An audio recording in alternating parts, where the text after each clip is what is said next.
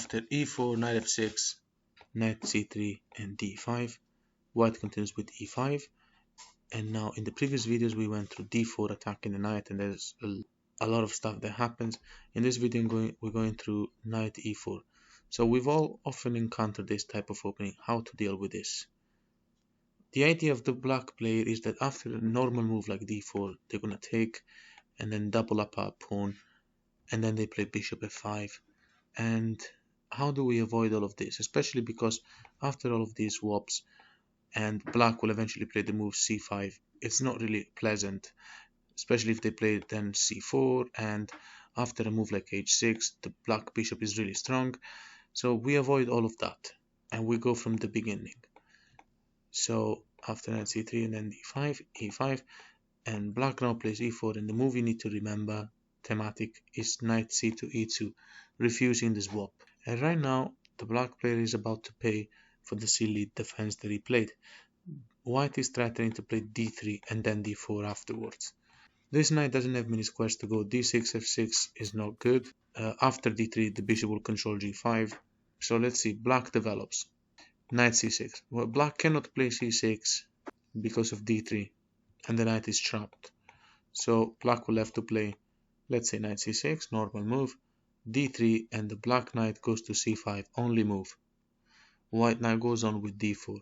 And now, can the knight go back to e4 as it was before? No, because f3 traps it. The black knight is trapped. So where else can he go? Okay, let's try knight to d7. So after knight d7, white continues with c3. So you create this very good pawn chain. And now, developing the bishop from the fianchetto will be bad, because you're never going to be able to dismantle these pawn structures. So let's say e6. How to deal with this structure? White continues with knight to f4. So the black bishop cannot develop to any of these squares, so we'll have to play bishop e7 and then castle. White continues with bishop to d3. This pawn structure is going to be so amazing, also because the center is closed, that our bishop is always going to be strong. So the black player castles, for instance, and knight f3. Why is it that the white player is completely winning here? It's very simple. This bishop, light square bishop, is not playing. This knight has access to nowhere. The other knight has access to nowhere, and the king is soon going to be targeted. Now here, a move like f6 cannot be played because knight e6 wins the game for white. So black will have to wait before trying to challenge white center. A move like knight to b6, trying to go to maybe c4, is simply met by h4. And this is the thematic plan. We're just going to keep pushing this pawn.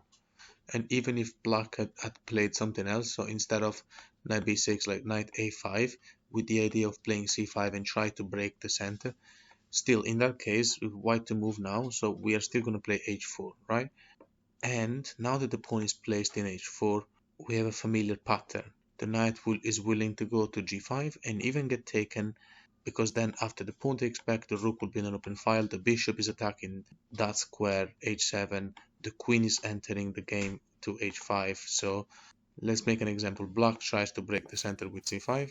Okay, then check. King takes is met by knight to g5, and then queen h5, following a tragedy for the black player. Even if the king doesn't take, still, you just play knight g5. If the bishop takes, it just makes it easy for the white player, obviously, because the rook will join the game. So knight g5 is common now.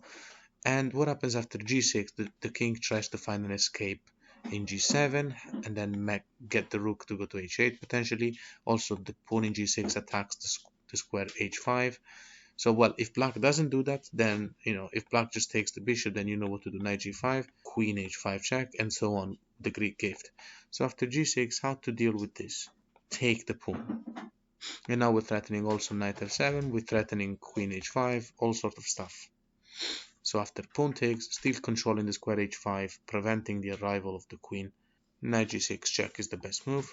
And now either king g7 or king, either way, you're going to play queen h5 next move. From the start, after e4, knight f6, knight c3, d5, e5, knight goes to e4, and now we refuse the swap.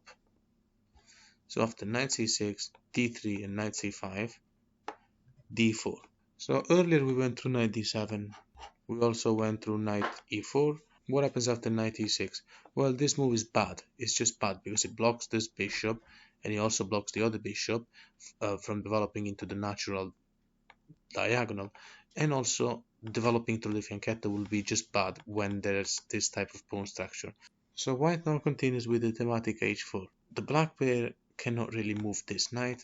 He's gonna have to develop pieces and maybe try to castle, but how can he do it without being able to move this knight? So g6 is an idea. This allows the development of the bishop and also allows maybe knight to g7 and knight f5 maybe with the development of the other bishop. However, white immediately plays h5. So after bishop to g7, c3. So you create this pawn structure. And after castling, white continues with knight to g3. The idea of the white player is to play bishop to d3 and pile up pressure over the square g6 and then come with an attack on the rook in g7 in h7 and then the queen. So let's make an example. If white were to move again, white will play bishop to d3 and then you will take this pawn. Of course, you're also putting so much pressure on h7, but you'd rather play queen h5 and then queen h7, and if the pawn takes, then you have this sacrifice. Then you have an idea of going to g6 with the bishop and then h5 with the queen and so on. So in this position, of course, we don't get to play again many moves in a row, but that's the plan you're going for. So let's look at what happens when black tries, of course, to find some counterattack. Let's say f6. The idea of getting the rook to play and eventually queen e8, maybe the queen is joining the game, and is also trying to break the center. There's double attack on the pawn in e5 now with the rook coming to play. White goes on by taking this pawn, and after pawn takes back, bishop to d3 targeting g6. Two options we're going to look at right now. If black goes on for an attack on e5, taking the pawn and trying to get the pieces to play, or if he tries to hold the situation. So after f5, white continues with knight f3. The idea of the white player is to play knight to h4, attacking g6, and after queen e8, defending it, f4, and everything is blocked.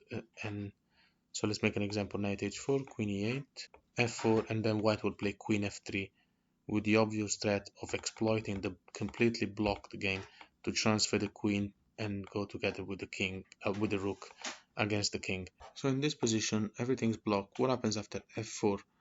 We're looking at the variation where black continues the attack, and there's an attack on the knight, so black tries to get active.